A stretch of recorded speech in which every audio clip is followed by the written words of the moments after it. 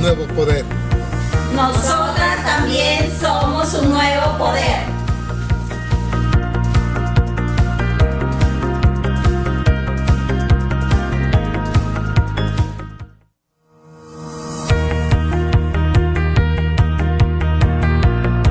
Amigas y amigos de Círculo Virtuoso, muy buenas tardes. Bienvenidos a nuestro programa del día de hoy, 29 de febrero de 2020.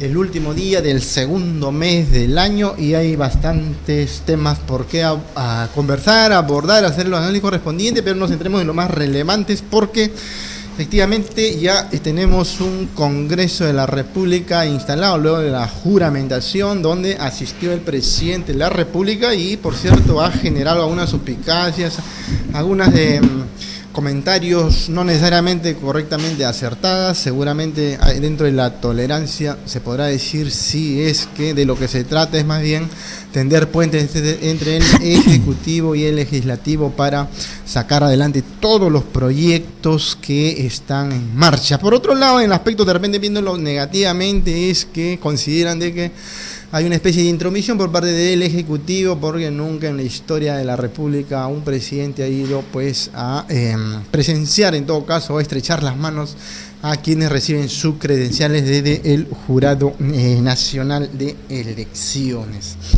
Y otro tema que también preocupa mucho, y eso es el tema central con Ricardo Ceballos de la Rea, que en breves instantes ya debe estar en nuestra plataforma, es esta pandemia que cada día nos amenaza más también a nuestro país. Decíamos que desde China esto se vino avanzando por varios países de Europa. Sin embargo, ahora nosotros hemos advertido pues en Brasil casos ya relevantes e incluso se están tomando todas las medidas dentro del ámbito nacional porque los mercados internacionales vienen perdiendo solamente en esta semana que estamos terminando la cifra de 6 billones de dólares por esta repercusión de una pandemia como el coronavirus. Hay otros aspectos que iremos desmenuzando durante la entrevista, pero ya damos la bienvenida en forma inmediata a Ricardo Ceballos Saldarriaga. Ricardo, ¿cómo estás? Muchas gracias por estar en nuestro programa del día de hoy. Buenas tardes a todos. Evidentes. Efectivamente, Ricardo, cerramos una semana con muchas preocupaciones. Nuestros amigos televidentes comentan por las redes de que si el disparo, dicen, del el tipo de cambio a 3.4243 va a ser una constante durante esta semana que viene y eso es, claro, parte de este temor del coronavirus que amenaza también con ingresar a nuestro país. ¿Cuál es tu apreciación al respecto? Bueno, en realidad esta nueva pandemia, claro, que ha nacido en una ciudad china, Wuhan, que según los científicos nace, claro, en los murciélagos. Y los murciélagos contagiaron a los animales que venden en Wuhan, que los venden vivos. Y ahí contagia al ser humano. Y esto es un virus gripal que tiene una acelerada expansión, claro, pero que el porcentaje de gente que muere con esto es menos que otros virus, de otras pandemias. O sea, no hay que descuidarse, pero tampoco hay que alarmar más de la cuenta, ¿no? El día de ayer, la Organización Mundial de la Salud emitió un comunicado que ya los contagiados pasaron de 80.000 personas en todo el mundo. En China nomás hay cerca de 70.000, está concentrado prácticamente ahí la gran parte. Y lo que, digamos, alerta la organización es que ya entró a África. África es un país que tiene bastantes deficiencias en cuanto a la salud y el tratamiento. Al tratamiento, claro. Y acá en América del Sur no ha tenido aún, digamos, un crecimiento porque nosotros no tenemos vínculos directos con Asia, ¿no? Para ir a Asia hay que ir por Estados Unidos o hay que ir por Europa. Sí, pues. Entonces eso hace que, digamos, estemos de alguna manera siendo menos vulnerables que otras regiones, ¿no? precisamente. Lo ¿no? que sí, la Organización Mundial de la Salud ha recomendado una serie de cosas que creo que la mayoría ya conoce, que hay que tener mucho cuidado con el tema del estornudo, hay que lavarse las manos con frecuencia, con jabón. Bueno, esto es para todos los problemas, ¿no? Correcto, efectivamente. Para el coronavirus. Y cuando uno estornuda o tose hay que poner el codo, ¿no?, en la boca para que no se expanda el virus que puede tener alguien. Pero acá el factor de riesgo es las personas que han estado en China o que vienen o que traen un contagio y al Perú pues. pueden entrar por tres formas, ¿no? Claro. Pueden entrar por avión, pueden entrar por un aeropuerto, por los puertos. O algunos productos importados también podría ser, ¿no? ¿Ah? Algunos productos comestibles importados también podría ser. Sí, todo es posible, porque Claro. en el manipuleo también pues. está, por ejemplo, ahora estaba en el hospital temprano Ya. y una profesional decía de que cuando se estornuda se pone el brazo en el codo, Claro. porque puede hacer que en las manos, cuando agarran digamos, para abrir la puerta, puede ser que ahí esté, digamos, Sí, pues. el virus. Mira, Claro. toda la cosa que, bueno, yo ignoraba realmente, ¿no? Sí, pues Ricardo, todas estas sanas recomendaciones, como bien comentas, hay que tomarlo con mucha seriedad, porque claro, también a veces se genera un excesivo alarmismo, si fuera el caso, cuando se comenta de que ya todos deberíamos estar con nuestras mascarillas, ¿no? Cosa que genera también un enorme negocio para las empresas que se dedican a este tipo de El precio productos sube, de pues, venta, ¿no? Sí, pues, pero claro, hay todo un aspecto de preocupación en el ámbito empresarial porque se dispara el tipo de cambio. Claro, es una elevación del tipo de cambio creo en este año el más elevado, más alto, por cierto, y eso también impacta en la economía, en nuestros bolsillos de cada uno de los ciudadanos y en las empresas, ¿no? Mira, lo que más impacta en una economía y en un país es la falta de educación. El tipo de cambio no va a impactar como no tener educación. Eso es determinante, ¿ya?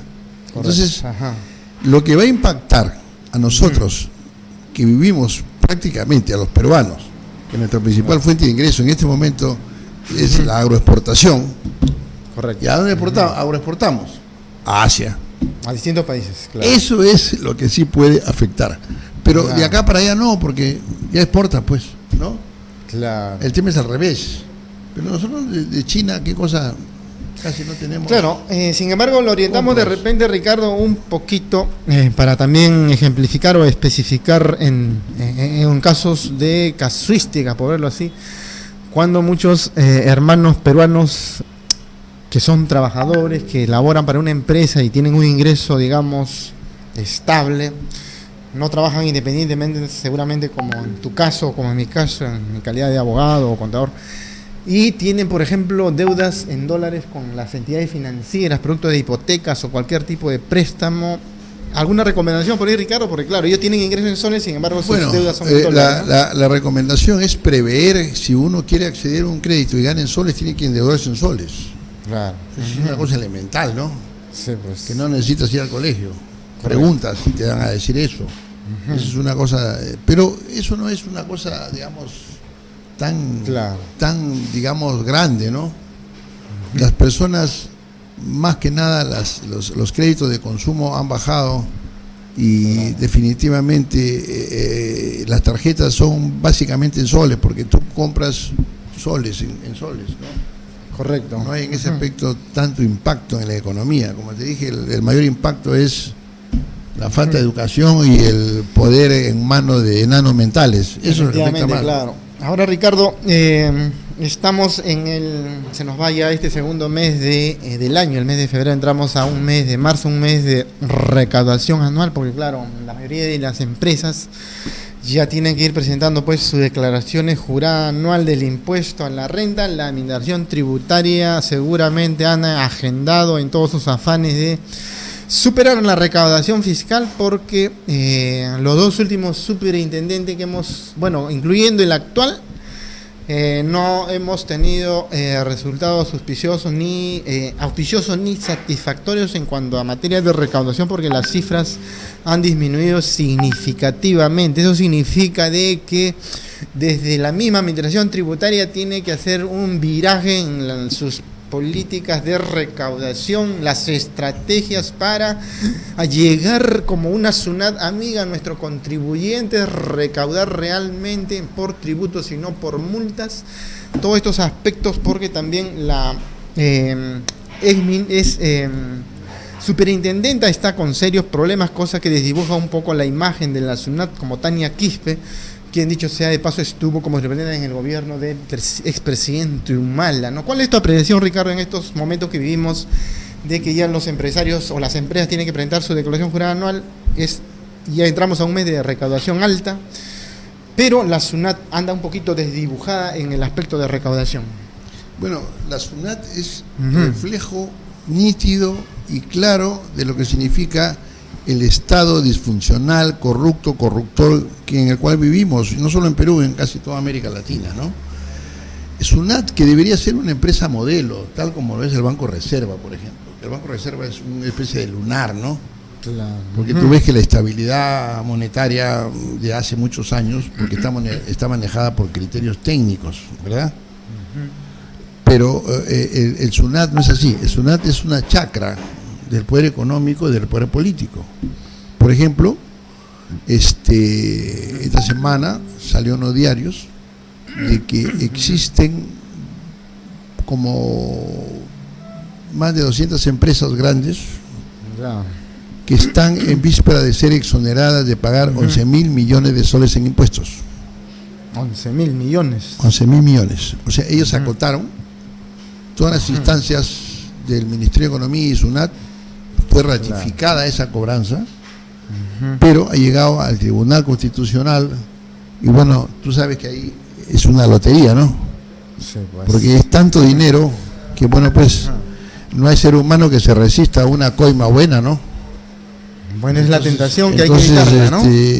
Esas cosas suceden acá porque lamentablemente las personas que hacen las leyes las hacen laberínticas para que nadie las entienda. Y para que las empresas transnacionales puedan hacer este tipo de triquiñuelas y evadan los impuestos. Por supuesto que estas mismas empresas en el extranjero, en el primer mundo, no podrían hacer eso. Claro. Por ejemplo, en la Unión Europea se le multó a Microsoft por miles de millones de dólares por afectar el libre comercio, ¿no? Correcto. La libre competencia. Y ahí no hay mi tía, ¿no?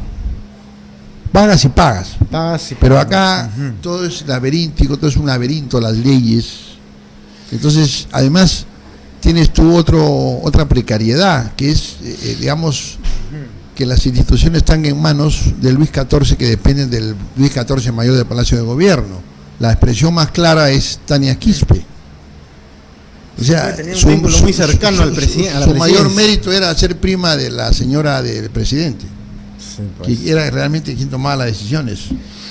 Entonces, como una institución fundamental, que es la que recauda los ingresos del país, está en manos de una persona que ha sido elegida porque es prima de la esposa del presidente.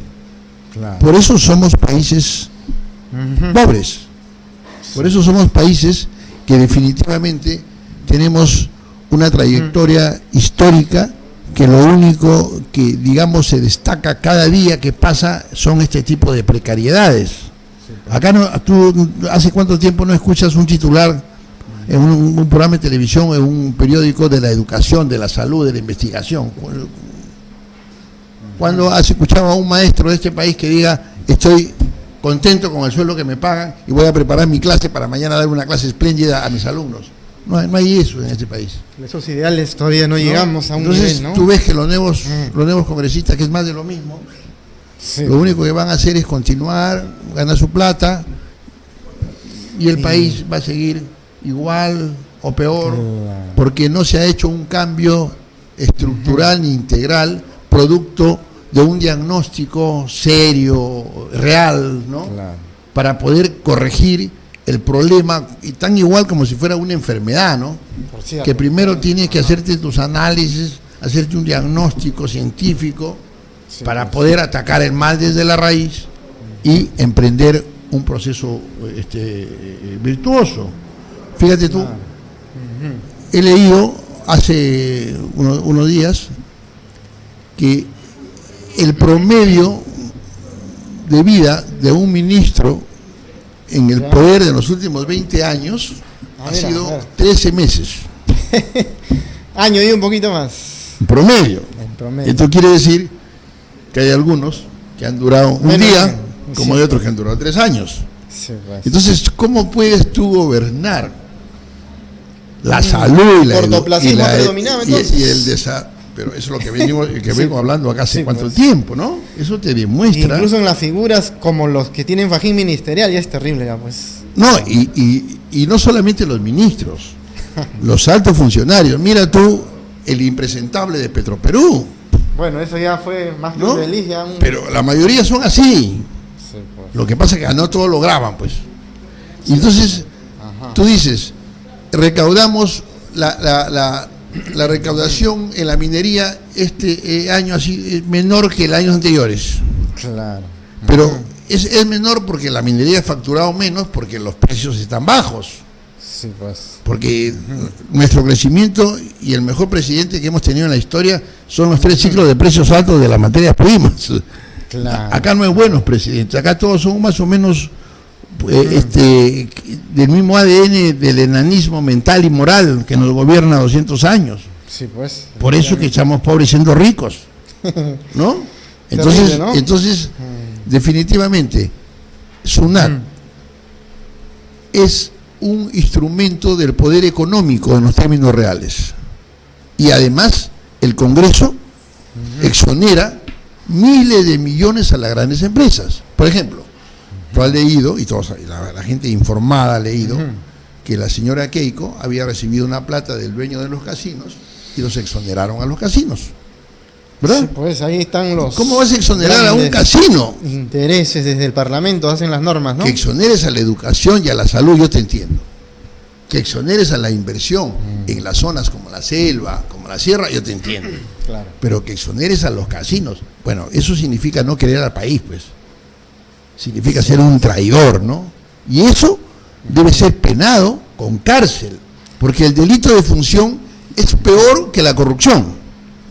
Porque si tú no educas, si tú no haces que las personas tengan un trabajo, que tengan una buena salud, que tengan oportunidades iguales, eso empobrece más a un país que la corrupción.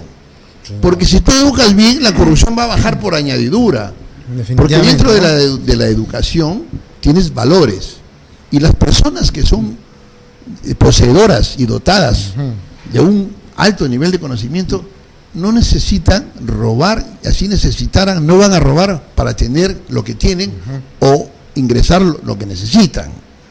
Los empresarios que no tienen capacidades y la única forma de ser millonarios es robar, por eso lo hacen. Sí, pues sí, terminan. Y las leyes y las reglas políticas las hacen los delincuentes, para delincuentes. ¿Y los delincuentes qué hacen?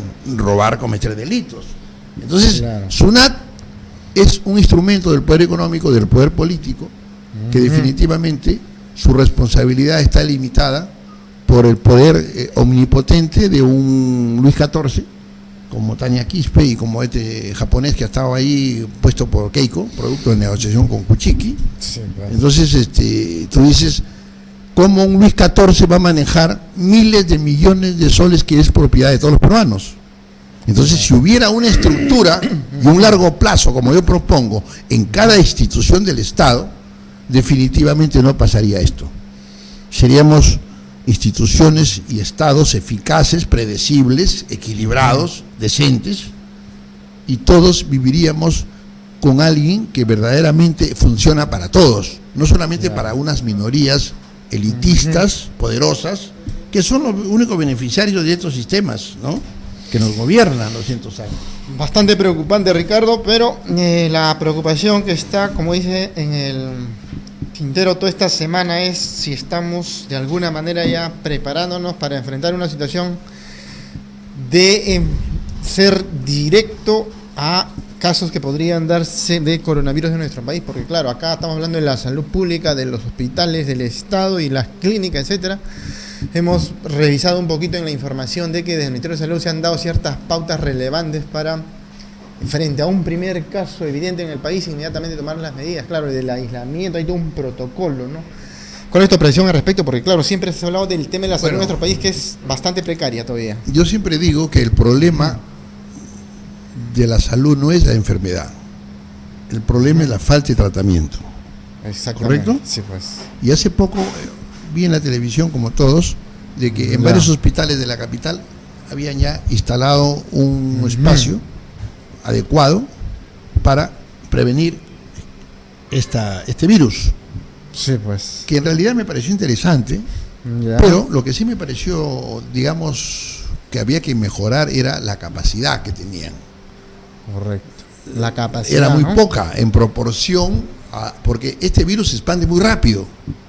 Sí, es una pandemia. No, pero te expande más rápido que otros. Un poder. Lo que pasa es que la proporción entre las personas que se contagian con este coronavirus y las que mueren el porcentaje es bajo. Tiene bastante. O sea, el dengue tiene un porcentaje más alto. Correcto. Es más dañino. Este se expande más rápido, pero no mata tanto como el dengue.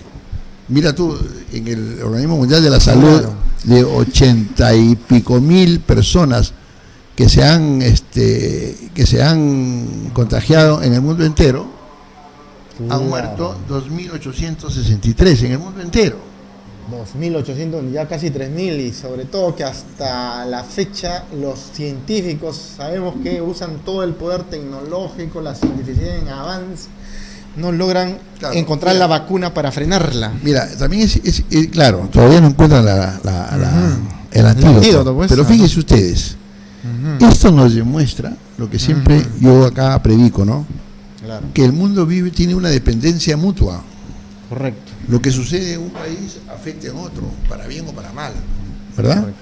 Y eso hace que mi propuesta innovadora de colaboración implica un esquema que va en esa misma lógica.